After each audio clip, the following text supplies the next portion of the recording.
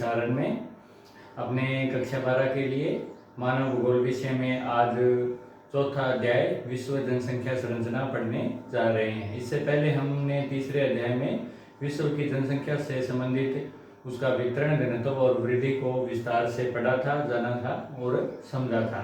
साथ ही हमने उसका टेस्ट भी करके देख लिया था। इस अध्याय में भी अपने वीडियो के साथ साथ ऑनलाइन टेस्ट करेंगे।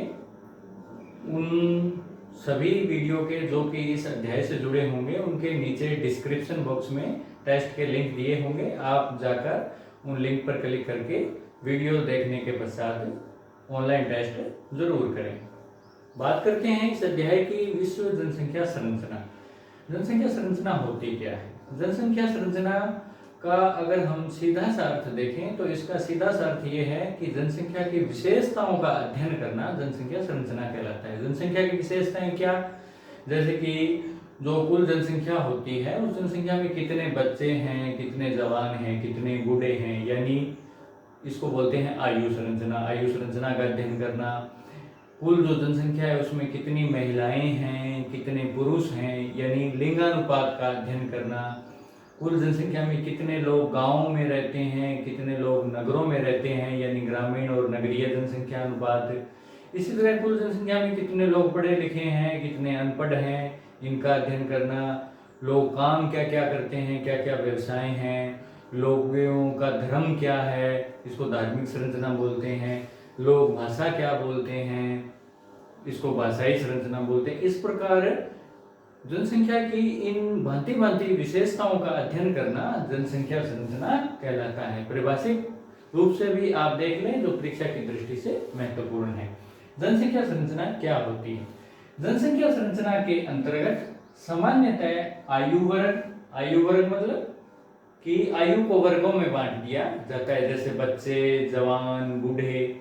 आयु वर्ग स्त्री पुरुष अनुपात, व्यवसाय, ग्रामीण तथा नगरीय जनसंख्या, साक्षरता आदि पहलुओं का अध्ययन किया जाता है। यानी जनसंख्या संरचना में इन सब पहलुओं का अध्ययन यानी इन सब विशेषताओं का अध्ययन किया जाता है। इस अध्याय में हम जनसंख्या की केवल 4 विशेषताओं, केवल 4 पहलुओं का अध्ययन करेंगे। वो कौन कौन से हैं? पहला है आयु संरचना, फिर है लिंगानुपात, फिर ग्रामीण नगरीय जनसंख्या, फिर व्यवसाय और साक्षरता, यानी कुल पांच विशेषताओं का, पहलुओं का अध्ययन इस अध्याय में किया जाएगा। इसलिए ये जो अध्याय की वीडियो लेक्चर सीरीज है वो भी 4 पार्ट में बटी हुई है। आज का जो हमारा पार्ट है वो है आयु संरचना से जुड़ा हुआ, यानी जनसंख्या की किस विशेषता को हम पढ़ेंगे? आयु संरचना को। तो चलिए इसको अपने शुरू करते हैं। इसको शुरू करने से पहले अगर आपने इस चैनल को अभी तक सब्सक्राइब नहीं किया है तो उसको जरूर आप कर लें। पास में दिया गया बेल आइकन भी दबाएं ताकि जैसे ही नया वीडियो अपलोड किया जाए तो उसकी सूचना आपको तत्काल मिल जाए। तो चलिए शुरू करते हैं आज का अध्याय आयु संरचना से। किसी भी देश की जो जनसंख्या होती है उस जनसंख्या में विभिन्न आयु या उम्र के लोग होते हैं। उस जनसंख्या में कुछ संख्या में तो बच्चे होंगे, कुछ संख्या में जो युवा वर्ग होगा और कुछ संख्या में वृद्ध होगा। तो किसी भी देश या क्षेत्र की जनसंख्या का आयु के अनुसार वर्गों में बांटकर, लोगों को आयु या उम्र के अनुसार वर्गों में बांटकर उस जनसंख्या का अध्ययन करना आयु संरचना कहलाता है।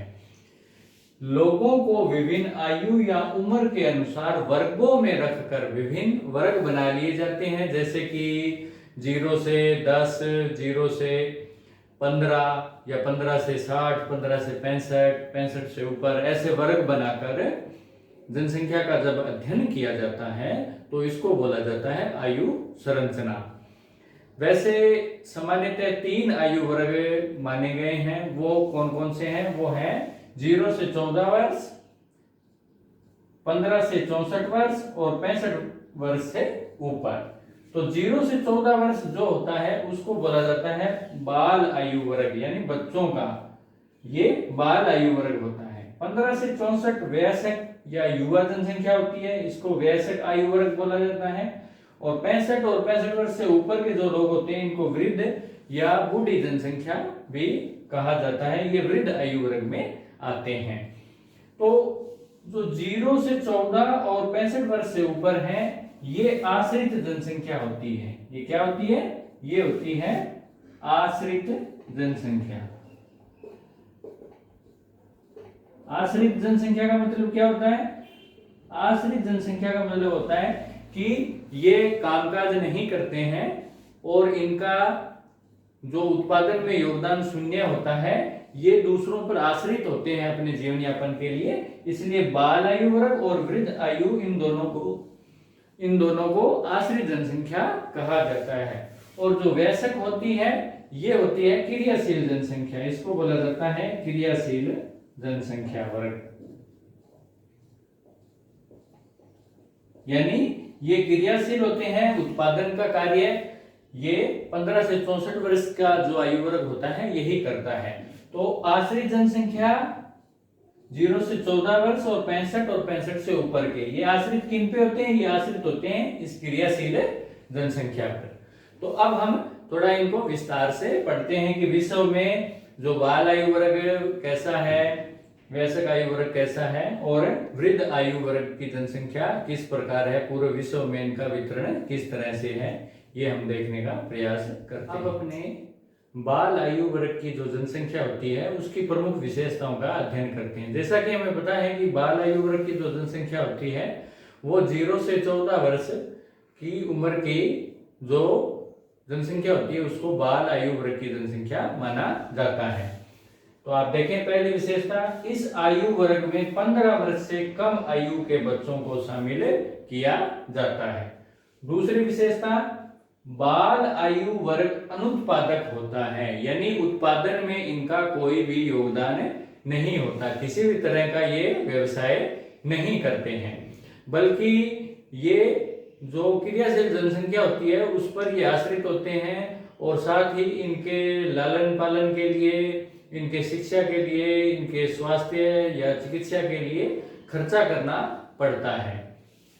तीसरी विशेषता, संपूर्ण विश्व की लगभग 26% जनसंख्या इस वर्ग में आती है, यानी विश्व की जो कुल जनसंख्या है लगभग 7.25 अरब की जो जनसंख्या है उसमें से 26% जो जनसंख्या है वो बाल आयु वर्ग के अंतर्गत मानी जाती है। अफ्रीकी देशों में जैसे कि हमने पिछले अध्याय में पढ़ा था कि अफ्रीकी जो महाद्वीप है वहां पर शिक्षा का और जागरूकता का अभाव है, वहां जन्म दर ज्यादा है, इसलिए अफ्रीकी देशों में बाल आयु वर्ग की जनसंख्या अधिक है, जबकि उत्तरी अमेरिका और यूरोपीय महाद्वीप जो है उनमें इनकी जनसंख्या कम है। यानी हम कह सकते हैं कि विकसित देशों के बजाय विकासशील देशों में बाल आयु वर्ग की जनसंख्या अधिक होती है। विकसित देशों के मुकाबले विकासशील देशों में या कम विकसित जो देश होते हैं उनमें जन्म दर ज्यादा पाई जाती है, उनमें जन्म दर ज्यादा पाई जाने के कारण बाल आयु वर्ग की जो जनसंख्या होती है वो अधिक पाई जाती है। अब हम देखते हैं दूसरा आयु वर्ग वयस्क, जिसको कि क्रियाशील जनसंख्या भी बोला जाता है, उसकी प्रमुख विशेषताएं क्या है। बात करें वयस्क आयु वर्ग की जनसंख्या की, तो जैसा कि हमें पता है कि इसमें 15 से 64 वर्ष की जो आयु की जनसंख्या होती है उसको वयस्क जनसंख्या बोला जाता है। अब हम देखते हैं इस जनसंख्या की प्रमुख विशेषताएं क्या है। पहला, इसको क्रियाशील जनसंख्या वर्ग कहा जाता है, यानी ये वो जनसंख्या है जो कि किसी देश या किसी क्षेत्र के उत्पादन में सर्वाधिक योगदान देती है, इसलिए इसको क्रियाशील जनसंख्या कहा जाता है, क्योंकि क्रिया यानी काम यही लोग करते हैं, इसलिए इनको क्रियाशील जनसंख्या कहा जाता है। इस क्रियाशील जनसंख्या को यानी इस वयस्क आयु वर्ग की जनसंख्या को भी दो भागों में बांटा जा सकता है, इसको भी दो भागों में बांट सकते हैं, इसके भी दो वर्ग कर सकते हैं। पहला है युवा वर्ग और दूसरा है प्रौढ़ वर्ग। युवा वर्ग 15 से 34 वर्ष आयु के जो लोग हैं उनको युवा कहा जाता है, और 35 से जो 64 बाकी रह गए उनको बोला जाता है प्रौढ़ जनसंख्या। बात करें हम युवा वर्ग की, तो आप देखें विश्व की लगभग 35.2% जनसंख्या युवा वर्ग के अंतर्गत आती है। वो विश्व की जो कुल जनसंख्या है उसमें 35.2% जनसंख्या किसमें आती है? युवा वर्ग में आती है।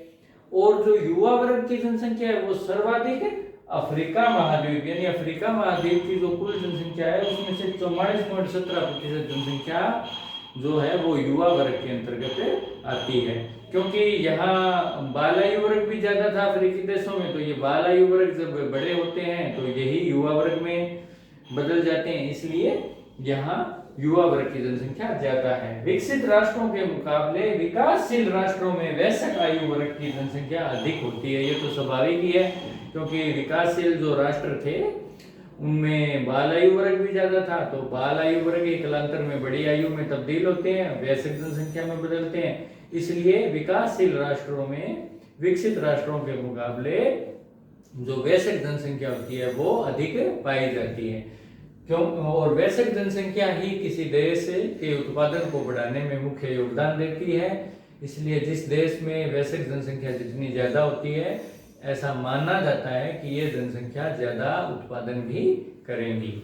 अब हमें जनसंख्या की आयु संरचना में आखिरी जो वर्ग है आयु संरचना का, वृद्ध जनसंख्या वर्ग, उसकी विशेषताओं को पढ़ते हैं। अब हम देखते हैं वृद्ध आयु वर्ग की जनसंख्या की प्रमुख विशेषताएं क्या होती है। वृद्ध आयु वर्ग की जनसंख्या जो होती है वो 65 वर्ष से ऊपर की जो जनसंख्या होती है उसको वृद्ध आयु वर्ग के अंतर्गत रखा जाता है।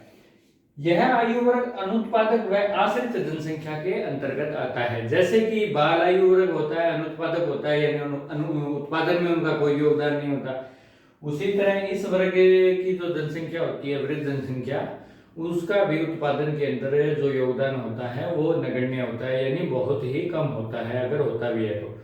साथ ही ये आश्रित जनसंख्या होती है, यानी ये दूसरों पर निर्भर होती है। मुख्यतः ये निर्भर किन पे है? ये निर्भर है वयस्क आयु वर्ग की जो जनसंख्या है उस पे ये निर्भर होते हैं। साथ ही निर्भर होने के साथ साथ इनके ऊपर जो क्रियाशील जनसंख्या है उसके ऊपर हम कह सकते हैं कि जो दो आयु वर्ग की जनसंख्या है, बाल वर्ग और वृद्ध आयु वर्ग, उन दोनों का जो बोझ होता है वो वयस्क वर्ग पर ही होता है। संपूर्ण विश्व की लगभग 8% जनसंख्या इस वर्ग के अंतर्गत आती है, यानी विश्व की जो कुल जनसंख्या है उसमें से 8% जो जनसंख्या है वो इस वर्ग के अंतर्गत मानी गई है। सर्वाधिक वृद्ध जनसंख्या यूरोप महाद्वीप की है, यानी महाद्वीपों की दृष्टि से देखें तो सर्वाधिक जो वृद्ध जनसंख्या है वो कौन से महाद्वीप की है? वो है यूरोप महाद्वीप की, जहां की 14.6% जो जनसंख्या है वो वृद्ध जनसंख्या। इसी तरह हम राष्ट्रों यानी देशों की बात करें तो जापान जो है, जापान में सर्वाधिक वृद्ध जनसंख्या पाई जाती है विश्व के अंतर्गत, विश्व में, जो कि है 18.27%। इस प्रकार ये थी वृद्ध आयु वर्ग की जनसंख्या की प्रमुख विशेषताएं। तो आज के वीडियो में हमने देखा कि आयु वर्ग की जनसंख्या क्या होती है और आयु वर्ग की जनसंख्या में विभिन्न वर्गों की जो जनसंख्या है उनकी प्रमुख विशेषताओं को हमने विस्तार से जाना। वीडियो के आखिर में आप आज का ऑनलाइन जो टेस्ट है उसको करना मत भूलें, उसका लिंक मैंने नीचे डिस्क्रिप्शन बॉक्स में डाल दिया है, वहां पर क्लिक करके आप उस टेस्ट को जरूर करें और आपने कितने अंक प्राप्त किए वो कमेंट बॉक्स में जरूर लिखा करें, ताकि मुझे पता लगता रहे कि आपका जो सीखने का है वो कितना आप सीख पाते हो, वीडियो को देखने के बाद आप कितना समझ पाते हो। तो चलिए आज के लिए इतना ही, मिलते हैं एक नए वीडियो में एक नए टॉपिक के साथ। तब तक के लिए जय हिंद, जय भारत।